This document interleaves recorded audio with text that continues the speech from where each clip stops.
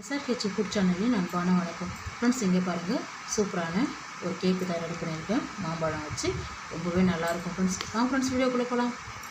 Knife எடுத்து cut பண்ணிடலாம். உங்களுக்கு எந்த அளவுக்கு பீஸ் வேணுமோ அந்த அளவுக்கு நம்ம ரெடி பண்ணிக்கலாம். பாருங்கள், தூளை ஒரு நைஸாக இருக்குது பாருங்கள். சாப்பிட்றதுக்கே ரொம்ப நல்லாயிருக்கும் ஃப்ரெண்ட்ஸ். ஒரு கப்பு ரவை எடுத்துருக்கேன். அப்படியே ஜாரில் சேர்த்துடலாம். வறுத்த ரவை ஒரு கப்பு ரவை எடுத்துருந்தோம் இல்லையா, அரை கப்பு சர்க்கரை, 2 ஏலக்காய். இதை நல்லா பொடிச்சிடலாம் ஃப்ரெண்ட்ஸ். இங்கே பாருங்கள், நல்லா பொடிச்சிருக்கேன். இதை அப்படியே வேறு பாத்திரத்தில் மாற்றிடலாம்.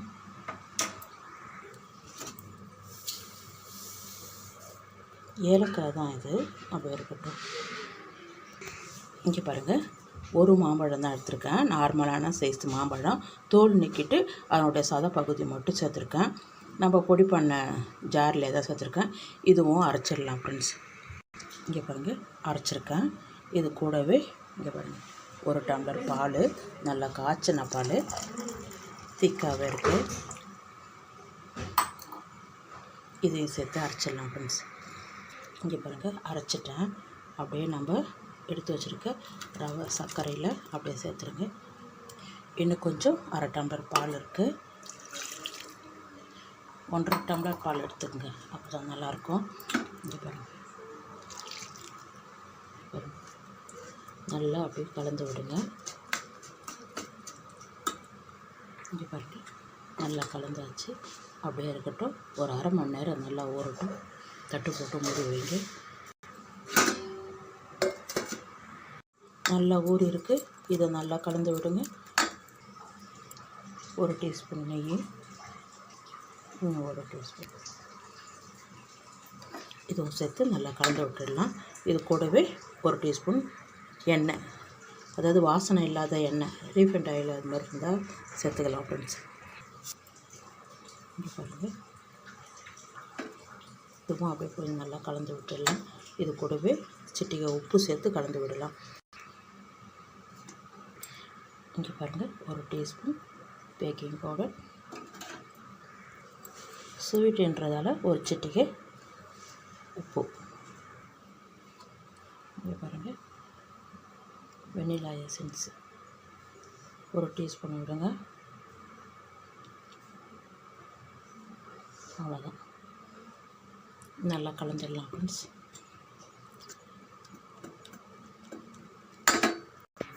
இங்கே பாருங்கள், நல்லா கலந்து விட்டாச்சு.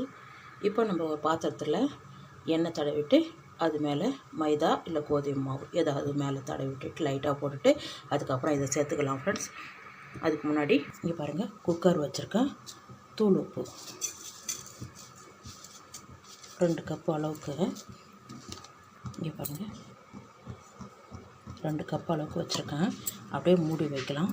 லைட்டாக சிம்மில் தான் வச்சுருக்கேன். சூடு ஏறட்டும் ஒரு 10 நிமிஷம். இங்கே பாருங்கள், பாத்திரம் வச்சு லைட்டாக எண்ணெய் தடவிருக்கேன். இங்கே பாருங்கள், எண்ணெய் விட்டு மாவை தடவி வச்சுருக்கேன். இப்போ நம்ம ரெடி பண்ணி வச்சுருக்கிற மாவை வந்து இதில் சேர்த்துடலாம். அரை கப்பு மட்டும் ஊற்றிடலாம். ஒரு டைமு நல்லா கலந்து விட்டுடுங்க.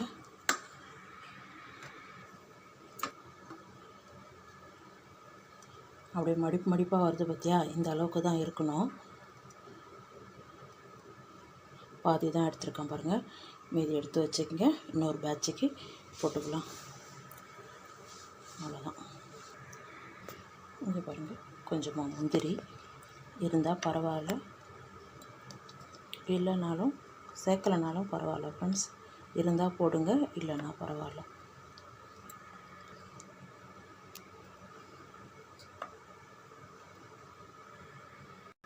இங்கே பாருங்கள், டூட்டி ஃப்ரூட்டி அப்படியே லைட்டாக போடுங்க.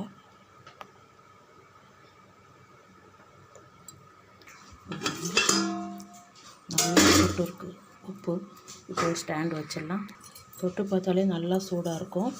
ஸ்டாண்டு வச்சு அது மேலே நம்ம ரெடி பண்ண மாவை அப்படியே வச்சுருங்க. அப்படியே குக்கர் மூடி வைங்க. விசில் போடக்கூடாது. ஒரு 30 நிமிஷம் அப்படியே இருக்கட்டும். இங்கே பாருங்கள், அப்படியே லைட்டாக திறந்து விடுங்க. இங்கே பாருங்கள், நல்லா வெந்திருக்கு. ஒரு கம்பி தான் வச்சுருக்கேன். ஒட்டில் பாருங்கள், அப்படியே எடுத்துடலாம். அவ்வளோதான், சூப்பரான பன்னு கேக்கு ரெடி ஆகிடுது. வாங்க ஃப்ரெண்ட்ஸ், சாப்பிட்லாம். பீஸ் போட்டு சாப்பிட்லாம். இங்கே பாருங்கள், சூப்பரான மாம்பழம் ரவை சேர்த்து ஒரு கேக்கு ரெடி பண்ணியிருக்கேன். ரொம்பவே நல்லாயிருக்கும் ஃப்ரெண்ட்ஸ். ஒரு 2 செகண்டு சூடு ஆறட்டும், அதுக்கப்புறம் பீஸ் போட்டுடலாம். ஃப்ரெண்ட்ஸ், இங்கே பாருங்கள், நைஃப் எடுத்து சைடில் அப்படியே கொடுங்க.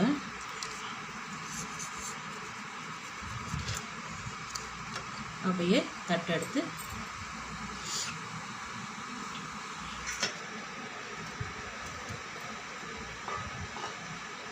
இங்கே பாருங்கள், சூடாக இருக்குது.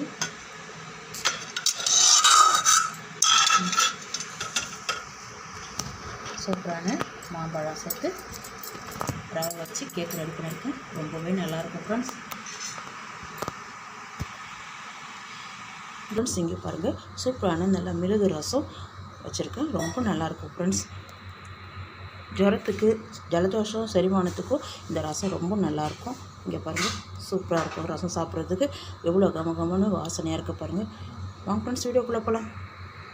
இங்கே பாருங்கள், நல்லா சூடான சாதத்தில் இந்த ரசம் சேர்த்து ரசம் ஊற்றி சாப்பிட்டா ரொம்ப நல்லாயிருக்கும். சைட் டிஷ்ஷாக ஒரு உருளைக்கிழங்கு அது மாதிரி நல்லா காரசாரமாக சைட் டிஷ்ஷாக வச்சு தொட்டு சாப்பிட்லாம். ரொம்பவே நல்லாயிருக்கும் ஃப்ரெண்ட்ஸ். இங்கே பாருங்கள், தனியா 2 டீஸ்பூன், மிளகு 1 டீஸ்பூன், சீரகம் 1 டீஸ்பூன். இதை ஃபஸ்ட்டு நல்லா பொடிச்சிடலாம். இங்கே பாருங்கள், நல்லா பொடிச்சிருக்கேன். ஒரு காஞ்ச மிளகாய் மட்டும். இங்கே பாருங்கள், 2 பூண்டு மேல் தோல் மட்டும் எடுத்துகிட்டு அப்படியே சேர்த்துருக்கேன். கருவேப்பிலை 2 கொத்து, பூண்டு 2 முழு பூண்டாக எடுத்துருக்கேன். இதையும் நல்லா பொடிச்சிட்டு வந்துடலாம். இங்கே பாருங்கள், நல்லா பொடிச்சிருக்கேன்.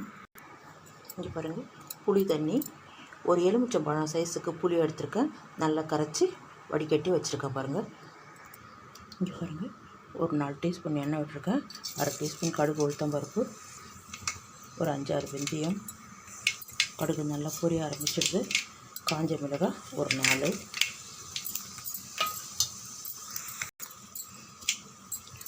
ரெண்டு தக்காளி, கொஞ்சம் கருவேப்பிலை,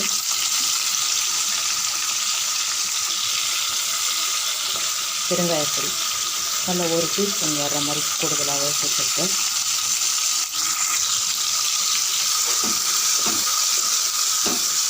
நல்லா தக்காளி மசிக்கட்டும். தக்காளி நல்லா மசிஞ்சிருக்கு. 1/2 டீஸ்பூன் மஞ்சள் பொடி, இந்த ரசத்துக்கு கலந்த கல்லுப்பு. இங்கே பாருங்கள், எப்படி அரைச்சிருக்கோம் பாருங்கள். இங்கே பாருங்கள், தக்காளி நல்லா மசிச்சிருக்கு. இந்த டைமில் நம்ம பொடி பண்ணதை அப்படியே சேர்த்துடலாம். பாருங்கள், எல்லாமே சேர்த்துருக்கோம். இது கூட சேர்ந்து இன்னும் ஒரு 2-3 நிமிஷம் வதக்குது. நல்லா வதங்குதுன்னா நல்லாயிருக்கும். நல்லா வதங்கிருக்கு. இந்த டைமில் நம்ம கரைச்சி வச்சுருக்க புளி தண்ணியை அப்படியே சுத்தமாக ஊற்றிடுங்க. இங்கே பாருங்கள், நம்ம எலுமிச்சம்பழம் அளவுக்கு அதோட கொஞ்சம் பெரிய சைஸாகவே புளி எடுத்துருந்தோம். இங்கே பாருங்கள், அந்த அளவுக்கு நம்ம தண்ணி விட்டு வச்சுருக்கோம். அப்படி கொதிக்கக்கூடாது. நுரைச்சிட்டு வர டைமில் ஸ்டவ் ஆஃப் பண்ணிடலாம். அப்படியே மூடி வைங்க.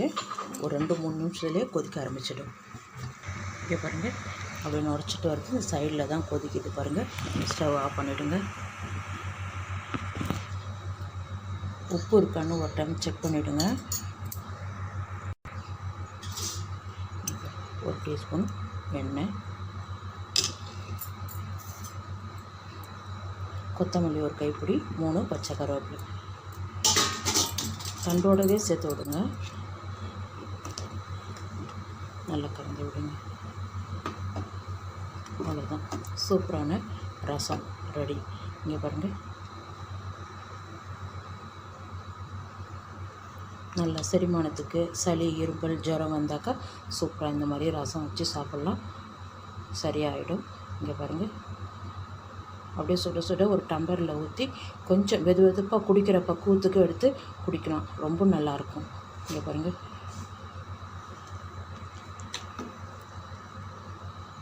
சூப்பராக இருக்குது பாருங்கள். வாங்க ஃப்ரெண்ட்ஸ், சாப்பிட போகலாம். நல்லா ஒயிட் ரைஸில் சாதம் நல்லா குழைய வச்சு இந்த ரசத்தை ஊற்றி நல்லா நிற்கிற மாதிரி வச்சு சாப்பிட்டு பாருங்கள், ரொம்ப சூப்பராக இருக்கும். பாருங்கள், சூப்பரான நல்ல மிளகு ரசம் வச்சுருக்கேன், ரொம்பவே நல்லாயிருக்கும் ஃப்ரெண்ட்ஸ். இந்த வீடியோ பிடிச்சிருந்தா லைக் பண்ணுங்கள், ஷேர் பண்ணுங்கள், கமெண்ட் பண்ணுங்கள், மறக்காம சேனல் சப்ஸ்கிரைப் பண்ணுங்கள், அப்படியே கிளிக் பண்ணுங்கள். Thank you friends.